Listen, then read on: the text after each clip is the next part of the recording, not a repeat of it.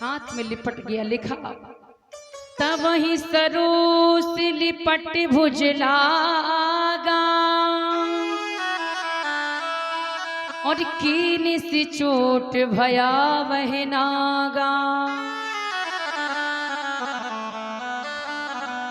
जैसे सांप को टच हुआ ना हाथ, तब वही सरोस, तब वही माने उसी समय, सरोस माने सर्प, लिपट भुज लगा, लिपट माने लिपटने लगा, भुज माने भुजा में, उसकी भुजा में लिपटने लगा।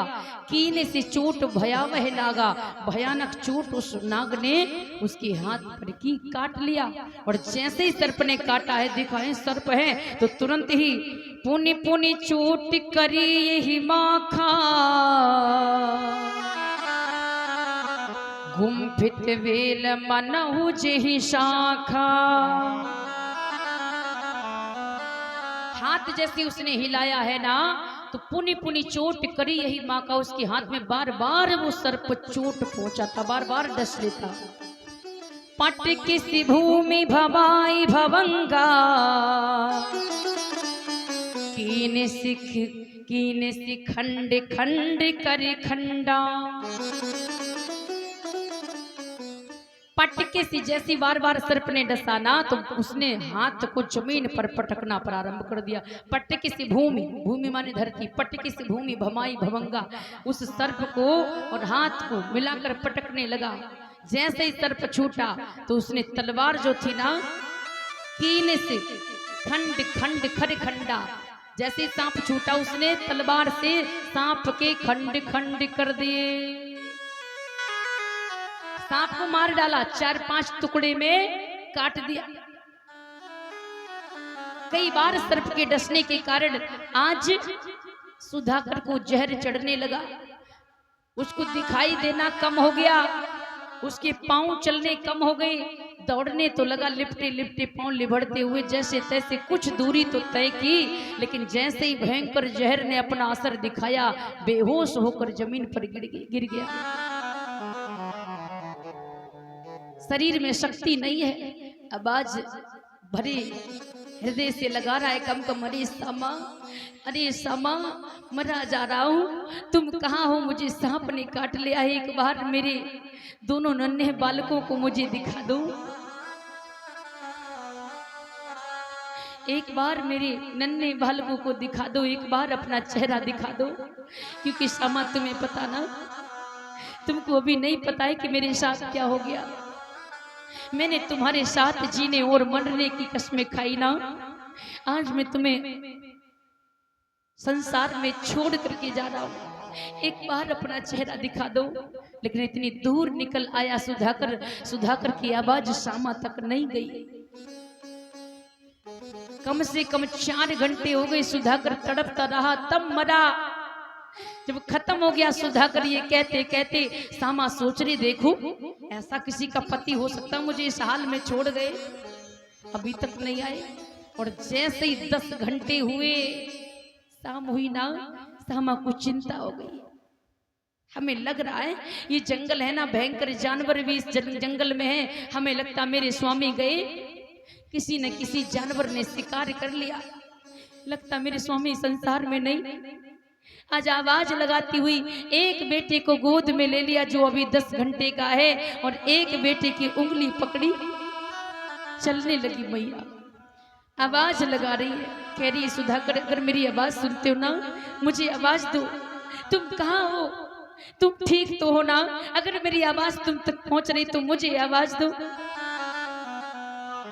सामा रो करके पुकारती,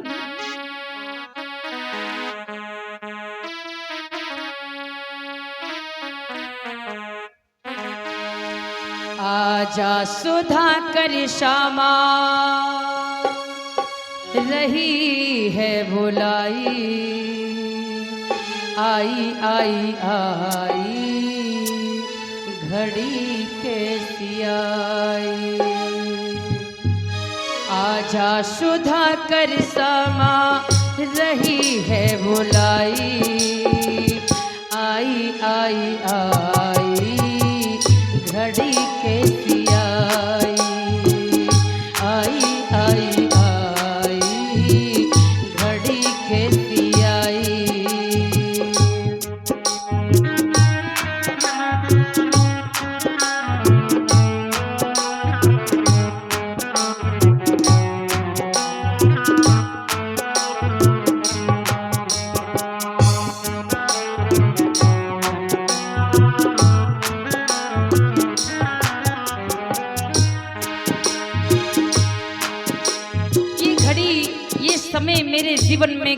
आया। ये बड़ी दुख की घड़ी। सुधाकर, मेरे पास 2 बालक हैं, तुम्हारे बेटे हैं, मैं परेशान हूं। सुधाकर, तुम कहाँ जाकर के छुप गई?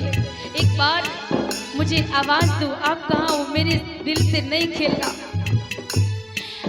आप इस दुखद घड़ी में मजाक नहीं करना, मुझे आवाज दो। जब आवाज नहीं आई तो सामा और चिंतित हो गई, रोने लगी, कहती मैं कहाँ जाऊंगी? ओ किधर को मैं जाऊं साजन, पुकारो मैं तुमको, लालन ये रो रहे हैं, सर्दी लगे मुझको।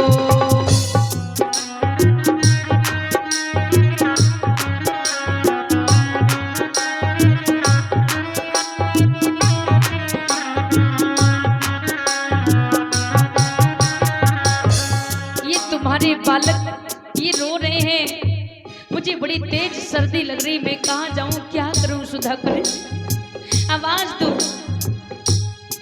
ओ तेरी याद हमको, तेरी याद देखो हमको रही तड़पाई, आई आई आई घड़ी कैसी आई,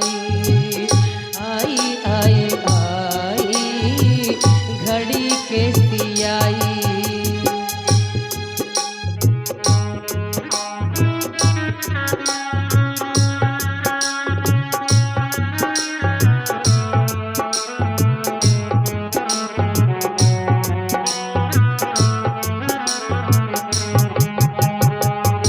ओडी स्वामी, सुनो ना, मुझे आवाज दो। हो क्या मैं करूं, हाय किधर को मैं जाऊं, बिछड़े पति से कैसे मिल पाऊं।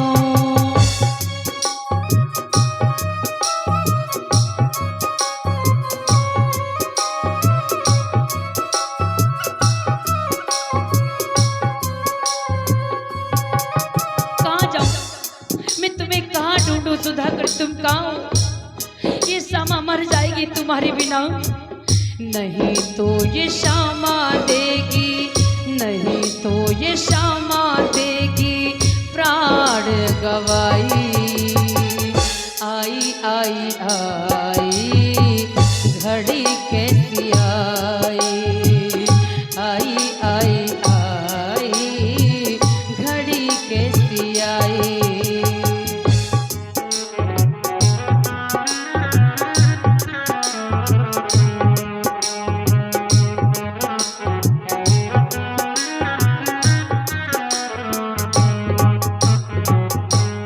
आजा सुधाकर श्यामा,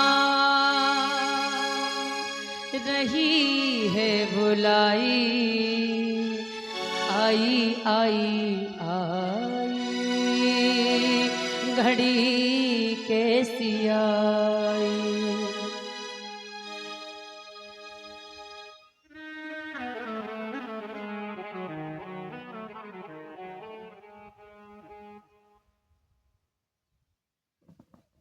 लगी, अच्छा यहाँ आकर के सो गए मुझे छोड़ के, मैं कितनी देर से परेशान। और जैसे ही सुधाकर ने अपने पति की कमीज को खींचा है तो लह से सीधी हो गई। जब लह से सीधी हो गई ना, आज श्यामा ने जैसे ही देखा उसके चेहरे से झाग मुख से निकल रहा है, आंखें खुली हैं, पथरा गई हैं, शरीर अकड़ गया है, हाथ में रक्त बह रहा था। पास में देखा एक सांप कटा पड़ा है। श्यामा एकदम से अंदर से टूट गई, कहने लगी सुधाकर ये तो हमने बहुत बुरा किया, हाय मैं तो पापनी हूँ, मैंने ये क्या किया। अरे सुधाकर अगर मैं जानती कि तुम मेरा साथ छोड़ करके चले जाओगे, ये पापनी श्यामा कभी तुमसे हट नहीं ठानती कि मैं मायके जाऊंगी। सुधाकर पता है तुमने हमसे सच्चा प्रेम किया, लेकिन ये श्यामा है ना, ये पापनी है, इसने तुमसे झूठा प्रेम किया। पता है तुमने, मैंने जो भी कहा आपने किया, लेकिन तुमने जब भी मुझे रोका, जब भी कोई सलाह दी, मैंने आपकी कभी एक बात नहीं मानी। आज रो करके सामा कह रही है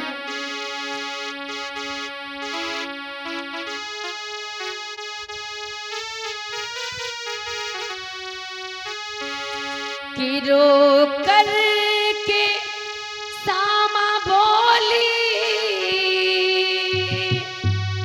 और उसी वक्त आहे भर के कोई बात हो ना पाई और साजन से चलते चलते कोई बात हो ना पाई स्वामी से चलते चलते।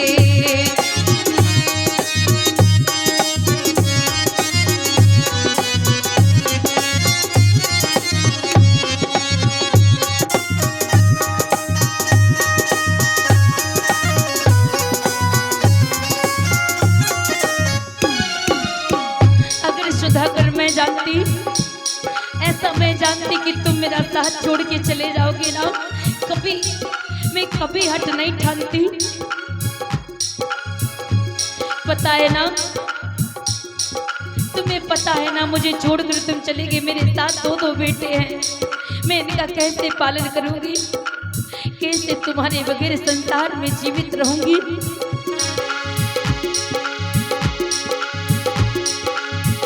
समझाया तुमने मुझको ना बात मानी साजन, ना तुम्हारी बात मानी, मैं बना गई अभागना ना तुम्हारी।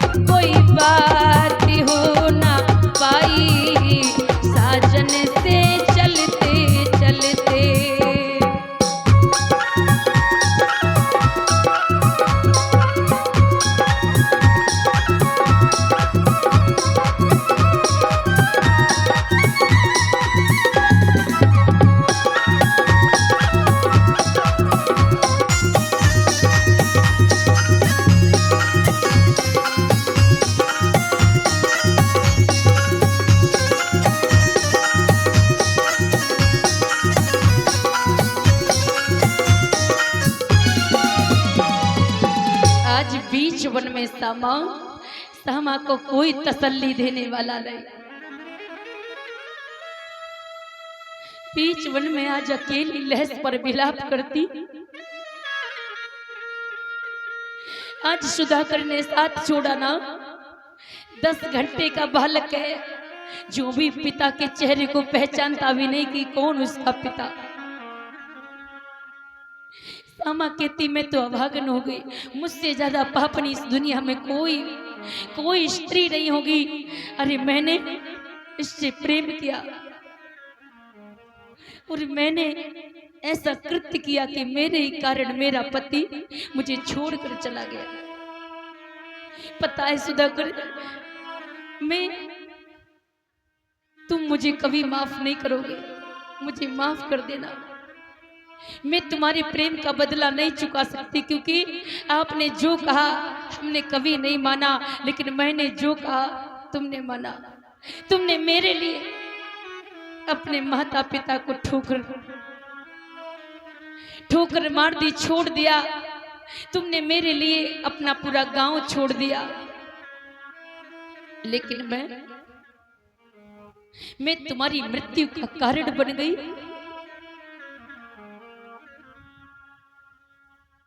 समाज रो रही, कह रही है तुमने क्या क्या किया है हमारे लिए, तुमने क्या क्या किया है हमारे लिए, और हम तो कर पाए कुछ ना तुम्हारे लिए। तुमने क्या क्या किया है हमारे लिए, हम तो कर पाए कुछ ना तुम्हारे लिए। तुमने क्या क्या किया है।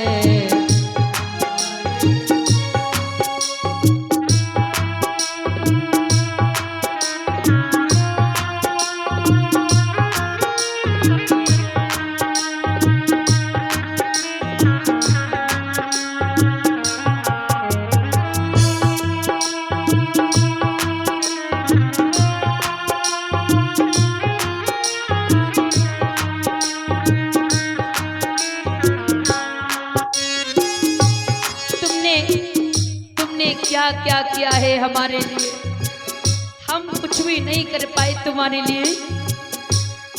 छोड़ कर जा रहे हो बार ललन, अब बताओ मैं कैसे काटू जीवन।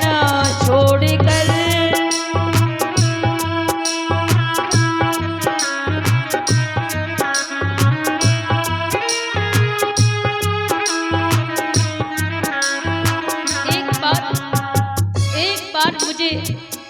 एक बार मुझे बोल सुना दो, एक बार मुझे समझा दो।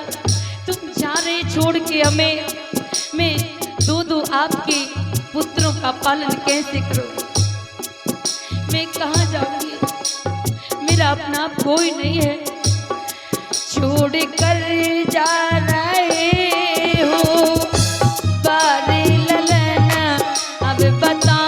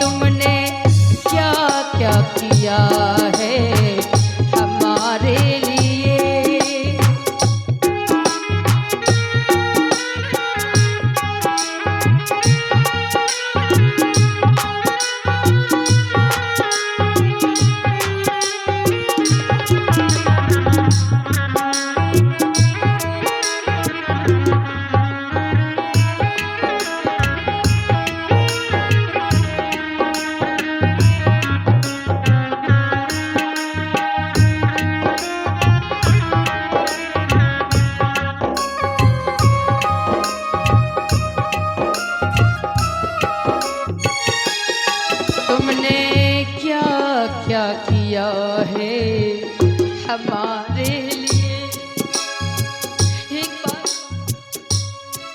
एक बार मुझे ये समझा दो कि मैं जाऊंगी कहाँ। अगर वहाँ झोपड़ी में रहती हूँ तो वहाँ कोई मेरी देख रेख करने वाला नहीं। तुमने क्या क्या किया है हमारे लिए,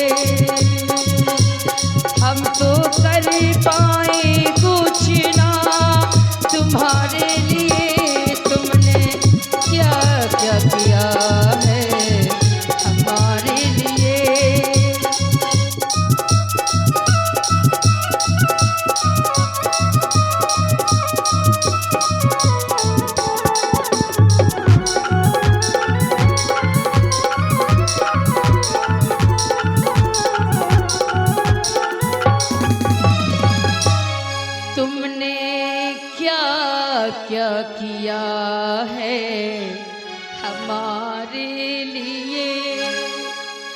हम तो कर पाए कुछ ना, तुम्हारे लिए तुमने क्या क्या किया है हमारे लिए। तुमने मेरी, लेकिन मैंने आपके लिए कुछ भी नहीं कर पाया। रोती भी लगती सामा अकेली, कोई उसे चुप कराने वाला नहीं। छोटा बेटा तो एक तरफ वो लिटाई है, खेल रहा है, उसे नहीं पता। लेकिन बड़ा बेटा है ना, बड़ा बेटा कहता मम्मी पापा को उठाओ, मुझे बड़ी तेज भूख लगी। आज सामा रोने लगी। 2 साल का बेटा नहीं जानता कि उसका पिता सो रहा है या फिर दुनिया में नहीं। आज भूखा है बेटा, कहता माँ पापा को उठाओ, मुझे बड़ी तेज भूख लगी। माँ सब बर्दाश्त कर लेगी दुख, लेकिन बच्चे की भूख नहीं। कलेजा फट गया उस सामा का। सोचने लगी पति तो दुनिया से चला गया, लौट कर नहीं आने वाला। बेटा भूखा है, मेरे पति की 2 निशानी आए ना, पति चला गया अब नहीं मिलेगा। मेरे पति की 2 निशानी, इसी के सारे जीवन यापन करूंगी। उन्हीं लकड़ियों में आज अपने पति की उस सामा ने दाह क्रिया की। बेटों को लेकर के सोचने लगी अब जाऊंगी कहां, मेरा तो कोई आगे पीछे नहीं दिखाई देता, कहां जाऊंगी। आज उसे पता चला है कि माँ की ममता होती क्या, माँ का प्रेम क्या होता है। जब उसका बेटा भूखा है ना, उसका कलेजा फट गया। सोच रही सामा कि जब मैंने अपनी माँ के आंगन को छोड़ा, माँ मुझे इतना ही प्रेम करती होगी। मैंने आंगन छोड़ा, उस माँ से पूछो क्या बीती होगी। माँ मेरे पिताजी मुझे माफ कर देना, मैंने जैसा किया ना मुझे फल मिल गया है। माँ आज से कोई गलती नहीं करूंगी। माँ तुम कहाँ हो। माँ की याद करके आज नगर श्रावस्ती की ओर आज वो बढ़ने लगी सामा। जैसे नगर श्रावस्ती के किनारे पहुंची ना, एक नदी है जिसका नाम है अचरमती। अचरमती नदी पड़ी ना, देख रहे आप लोग सोच रहे होंगे जब भाग करके आई तब नदी क्यों नहीं पड़ी। भाग करके आई थी, गर्मी का मौसम था, पानी सूख गया था, चले गए, रात के अंधेरे में दिखाई नहीं पड़ी। अब सामा के सर पर एक मुसीबत का पहाड़ टूटा है ना, नदी भी मुसीबत बन करके उफान पर है। नदी में बहुत पानी है। याद रे श्रोता बंधु, सोच रही अब मैं इस नदी को पार करूंगी ना तू मर जाऊंगी। नदी को पार करूंगी ना तो मर जाऊंगी, कैसे पार उसके जाऊं। सोचती रही। कुछ देर बाद उसे याद आया कि मैं तो इस नदी में नहाया करती थी, मैं तो तैरना जानती हूँ। एक बेटे को उसने पीठ पर बांध लिया, दूसरे बेटे को समझाया, बेटे 2 साल के बेटे को समझाया तू यहीं रहना, अभी छोटे भैया को उस साइड लेटा दो ना, फिर तुझे ले जाऊंगी। बेटा कहता नहीं माँ मुझे डर लगता है। माँ के लाला यहीं खड़े रहो, अभी ले जाऊंगी। ठीक है माँ जल्दी आना, समझा करके खड़ा कर दिया और छोटे बेटे को पीठ पर बांधा, नदी में घुस गई। घुसने के बाद पार जाके गई तो झाड़ियों को तोड़ा, वस्त्रों को बिछाया, नवजात शिशु को लिटा दिया। पुनः फिर नदी में प्रवेश करती है, तैर करके इस साइड नहीं आ पाई, बीचों बीच जब आई, ध्यान उधर भी है ध्यान उधर भी। छोटे बेटे को कहीं बाज जैसे पक्षी ले जाते हैं, बाज ना ले जाए, जैसे पीछे की ओर मुड़ करके देखा है, छोटे बेटे के ऊपर बाज मंडरा रहा है।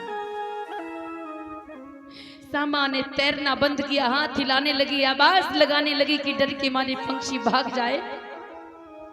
लेकिन बड़ा बेटा क्या सोचता है, मेरी माँ बीच नदी में डूबी जा रही है, मुझे मदद के लिए बुला रही है। एकदम से चिल्लाया, माँ रुको माँ, मैं आ रहा हूँ। जैसे ही सुना कि बेटा आ रहा है नदी में, माँ ने कहा नहीं मेरे लाल, नदी के पास नहीं आना।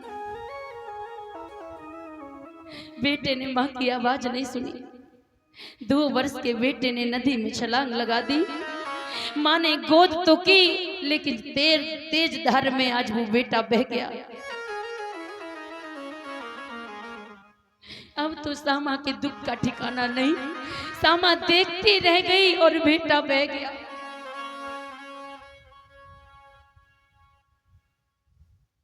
जितना एक संतान को पैदा करने पर कष्ट नहीं होता ना, उतना कष्ट जब एक संतान बीमार होती है, एक संतान दुनिया से जाती ना, माँ के लिए उतना ही दर्द होता। उसकी पीड़ा का वर्णन नहीं हम कर सकते कि सामा को कितना दुख है। सामा ने जैसे दृष्टि डाली अपने छोटे बेटे की ओर, वो बाज उस बच्चे को ले जाता रहा। सामा नदी में देखती, सामा उधर देखती, उसके दोनों बेटे दिखाई नहीं देते। सामा बीच नदी में खड़े होकर के धाड़े मार मार के रोई। मेरा पति भी मेरा साथ छोड़ गया, मेरा एक बेटा वो भी नदी में डूब गया, छोटा बेटा उसको बाज ले गया। क्या एक छोटी गलती के कारण, क्या एक छोटी गलती का इतना बड़ा परिणाम होता है? माताओं बहनों, 5 सीलों का उल्लंघन करने से हमारा जीवन ये हो जाता। आज भी बेटियां होती ना, मन का धन कर लेती हैं। कभी ऐसा समय आता है जब उनको सुनने में आता है, उनको सुनना पड़ता है। अगर ऐसी होती तो अपने बाप के मुंह पर काली नहीं पोतती। अगर तो इतनी अच्छी होती ना तो मेरे घर भाग के नहीं आती। सुनना पड़ता। आज सामा दाढ़ी मार मार के रो रही, सोचने लगी मेरे बच्चे चले गए ना, लेकिन इसी गलती के कारण मैंने इतना बड़ा परिणाम, इतनी बड़ी सजा पाई ना। मैं अब अंतिम जन्म के, दूसरे जन्म के लिए या मैं आगे के लिए ये कर्ज नहीं रखूंगी। अब मैं पता उन्हीं माता पिता के शरण में जाऊंगी जिनको मैंने धोखा दिया, जिसके कारण इतनी बड़ी सजा मिली। उन माता पिता से क्षमा याचना करूंगी। गांव की ओर चली ना, बाहर भीड़ लगी। सामा का विवेक काम नहीं कर रहा क्योंकि उसको सदमा लगा है। उसके 2 बच्चे कोख के जन्मे हुए चले गए। उसका पति चला गया। कहने लगी, दादाश्री मेरे पापा का मुझे घर बता दो। आवाज पहचान ली, क्या तुम सामा हो? बोले हाँ दादाजी मैं सामा हूँ। तुम्हारा प्रेमी कहाँ है, कैसे है? जैसे कहा है कि प्रेमी कहाँ है, सामा रो करके कहने लगी, दादाश्री कुछ मत पूछो, हमने जैसा किया ना वैसा फल प्राप्त हमें हो गया है। मेरा स्वामी, मेरा प्रेमी एक सर्प के काटने के कारण मुझे छोड़कर चला गया। मेरे 2 बेटे थे, एक नदी में डूब गया, एक बाज ले गया। मेरा इस दुनिया में अब कोई नहीं है सिवा माता पिता के। मुझे पिता का घर बता दो। गांव के लोग उसके ऊपर इतना बड़ा दुख का पहाड़ देख रोने लगे कि इसको बताएं कि ना बताएं, बताएं तो भी नहीं बनता, ना बताएं तो भी नहीं बनता। सामा कहने लगी, बताओ ना मेरे माता पिता ठीक है ना? गांव के लोग कहने लगे, सामा तेरे माता पिता तो उसी दिन मर गए थे जिस दिन तूने घर की दहलीज को लांगा था। उस दिन से भोजन नहीं किया, मर मर के तेरे लिए जिंदा रहे। लेकिन पता, कल जो तूफान आया था ना, उसी तूफान में तुम्हारे आंगन में पीपल का पेड़ था, वो टूट गया। तुम्हारे बूढ़े माता पिता उसी के नीचे दब करके मर गए। सामा जिसका सहारा पकड़ती, जिसके सहारे जीना चाहती, सामा का वही सहारा टूट जाता। पति खत्म हुआ, सोचने लगी बच्चों के सहारे रहूंगी। बच्चे चले गए, सोचने लगी माँ के पास में जाऊंगी, माँ गले से लगाएगी। पिता के पास जाएंगे, पिता माफ कर देंगे। पिता के बारे में पूछा, माँ के बारे में पूछा, माता पिता भी दुनिया में नहीं। अब सोचती है अब हाय हम जाएं कहाँ, अब हम जाएंगे कहाँ, कोई दुनिया में नहीं। दुख तो दुख होता है, बर्दाश्त करने की हद होती है। हृदय में भी कोई दुख को सहने की कोई क्षमता होती है, सहन नहीं हुआ। आज सामा का विवेक लुप्त हो गया, पागल हो गई सामा। वृद्ध मानव को चिपट गई। जैसे तैसे वृद्ध मानव ने छुटकारा पाया, अपने वस्त्र को नोच नोच करके फाड़ फाड़ के फेंकने लगी। नग्न अवस्था में गांव में घूमने लगी। छोटे छोटे बच्चे मिल जाते ना, तो कभी गोद में लेकर के खिलाती, मेरा बेटा है,